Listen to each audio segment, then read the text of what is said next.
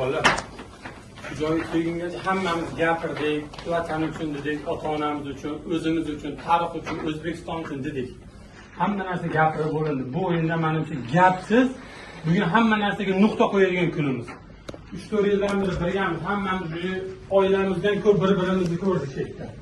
Davay, oilaligimizni bugun ham ko'rsataylik. O'zbekistonda necha million aholi bizdan kutib o'tirib, 90 ni to'ygandan keyin biz menimcha boshimizni yerga qaratib o'tirishimiz. Bizlar O'zbekistondagi hamma o'zbeklar bugun bayram bo'lishi kerak. Bugun bu qonun kun bo'lib qoladi biz uchun.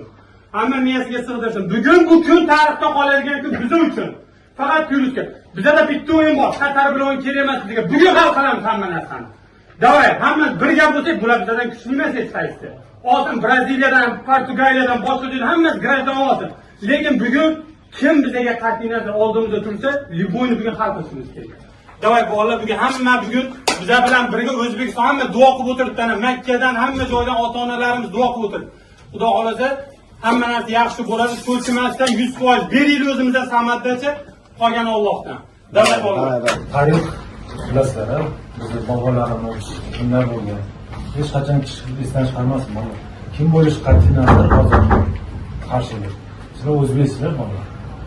G'urur bilan maydonga chiqib kurashinglar. Tushunarlimi? Tarixni bugun yaratdik. Va omad bolalar. Bir, ikki, uch, o'zbek!